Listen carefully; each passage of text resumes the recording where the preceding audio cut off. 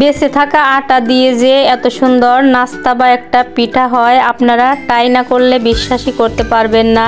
Hello বন্ধুরা, আসসালামু আলাইকুম। Welcome back to my channel পাবনার আপা কিচেন অ্যান্ড ব্লগ থেকে আমি আপনাদের মাঝে আরও একটা নতুন পিঠা রেসিপি নিয়ে হাজির হয়েছি। আশা করি রেসিপিটি ভালো লাগবে।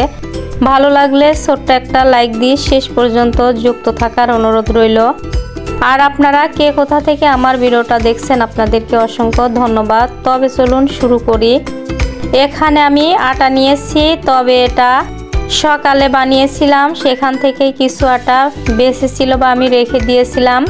সেই আটাটা আমি কিছুক্ষণ রেখে দিয়েছিলাম, 2-3 ঘন্টা পরে আমি কিন্তু সুন্দর করে আবার হাত দিয়ে মথে নিচ্ছি, দেখতে পাচ্ছেন। তবে আপনারা সাথে সাথে রুটি বানানোর মতো আটা বানিয়ে নিয়ে এই পিঠাটা বানাতে পারবেন। সবভাবেই কিন্তু বানানো যায়। বেঁচে থাকা আটা যদি ফ্রিজে রেখে দেন, পরের দিনকে সেটা দিয়েও বানাতে পারবেন। এখন আমি সুন্দর করে হাত দিয়ে লেচি কেটে নিচ্ছি, দেখতে পাচ্ছেন। তবে এই পিঠা রেসিপিটা কিন্তু বাচ্চাদের জন্য আরও বিশেষ, কারণ বাচ্চারা কিন্তু এই ধরনের পিঠা বানা দিলে তারা মন থেকে খুবই খুশি হবে। এ পর্যায়ে দেখতে পাচ্ছেন কথা বলতে বলতে আমি লেচি কেটে নিয়েছি। বেশি মোটাও না পাতলাও না, এই মাপ করেই কেটে নিতে হবে। এখন আমি একটা চাকু নিয়েছি, সবটি লেচি এক মাপ করে কেটে নেব। এই যে দেখতে পাচ্ছেন সুন্দর করে কিন্তু কাটা হয়ে গেল। এখন আমি এই লেচিগুলো সুন্দর করে হাত দিয়ে আবারও করে সব দিকে সমান করে দেব। আর এই পিঠাগুলো বানানো কিন্তু খুবই সহজ, অল্প সময়ে অল্প উপকরণ দিয়ে এই ধরনের পিঠা বানানো যায়। আর এরকম পিঠা যদি অল্প সময়ে অল্প উপকরণে বানানো যায় তাহলে কিন্তু মাশাআল্লাহ অসাধারণ লাগে। এখন পিঠাগুলো বানানোর জন্য এখানে একটা ছাঁকনি নিয়েছি। এই ছাঁকনিটা কিন্তু আমাদের সবার ঘরেই থাকে, তবে ছাঁকনির উপর দিয়ে পিঠাগুলো বানাতে হবে। এখানে আমি কিছু তেল দিয়ে দিলাম। তেল দেওয়ার কারণ পিঠাগুলো যখনই আমি এভাবে করে মিলে দেব তখন কিন্তু ওঠানোর সময় সুন্দর মতো উঠে যাবে। এখন আমি একটা পিঠার লেচি নিয়েছি, নিয়ে আমি সুন্দর করে মিলে দিয়েছি। এখন আমি যে কোনো এক পাশ দিয়ে এভাবে করে আস্তে আস্তে পিঠাগুলো উঠিয়ে নিচ্ছি, দেখতে পাচ্ছেন। আর সুন্দর মতো কিন্তু ফুলের মতো ডিজাইন হয়েছে, মাশাআল্লাহ অসাধারণ দেখতে হয়েছে। কিন্তু এভাবে করে আমি সবটি পিঠাই এক এক করে বানিয়ে নেব। এই যে আবারও আমি আরেকটা সুন্দরভাবে মিলিয়ে দিয়েছি, একইভাবে করে কিন্তু এই পিঠাটাও উঠে নিচ্ছি।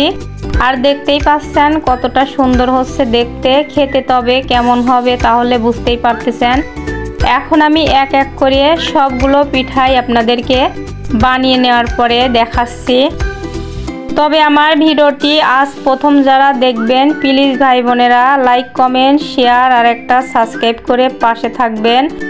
আর প্রতিদিন যারা আমার ভিডিওটি দেখেন আপনাদেরকে অসংখ্য ধন্যবাদ আমার ভিডিওটি প্রতিদিন ধৈর্য সহকারে দেখার জন্য।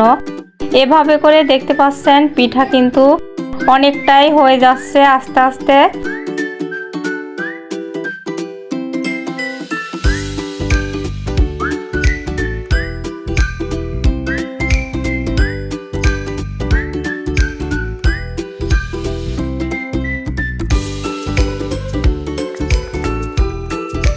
এ পর্যায়ে দেখুন আমার পিঠাগুলো কিন্তু সম্পূর্ণই বানানো হয়ে গেছে, সাজিয়ে নিয়েছি। আর সবগুলো পিঠা কিন্তু একই রকমের হয়েছে, একই রকম সাইজ হয়েছে।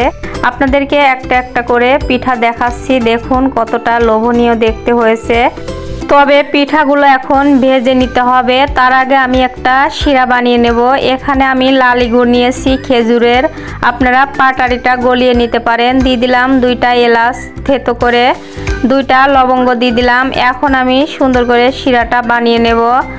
আবার এখানে আপনারা চিনি দিয়ে ক্যারামেল বানিয়ে শিরাটা বানিয়ে নিতে পারেন, তবে গুড় দিয়ে শিরাটা বানালে কিন্তু সুন্দর মতো কালার আসবে।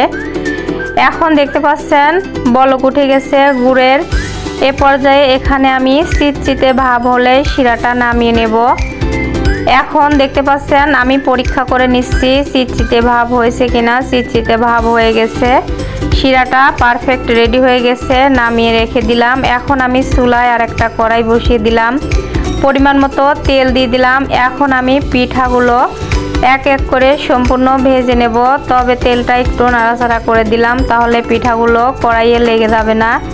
এই যে কয়েকটা পিঠা দিয়ে দিয়েছি, পিঠাগুলো দেওয়ার পরে উল্টে পাল্টে সুন্দর করে ভেজে নেব, তবে এখানে একদম পুরা করতে হবে না।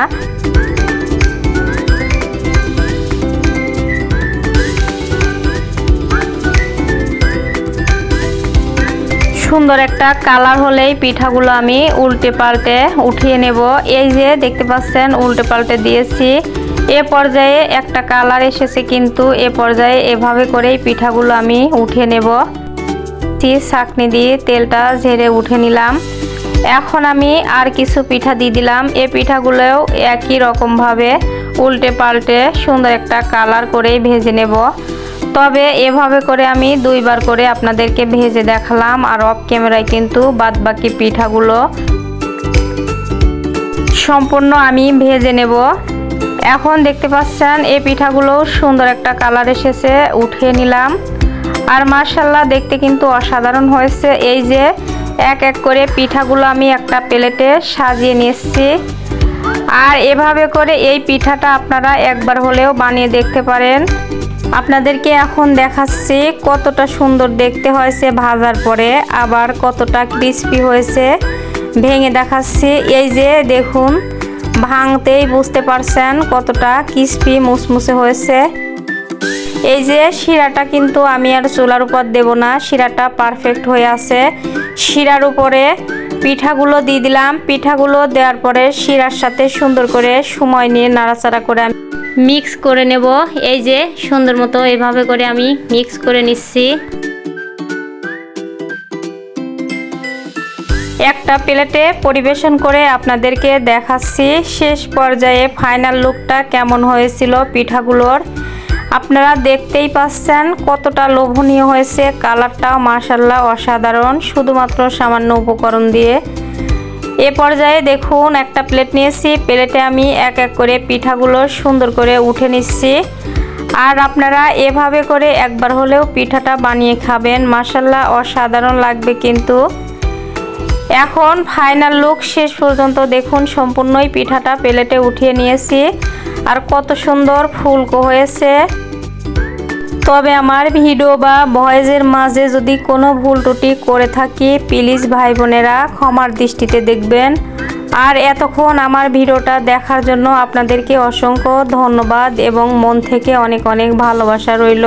আজকের মতো রেসিপিটা এখানেই শেষ করছি। অন্য কোনো দিন অন্য কোনো নতুন রেসিপি নিয়ে আপনাদের মাঝে দেখা হবে। আল্লাহ হাফেজ, আসসালামু আলাইকুম।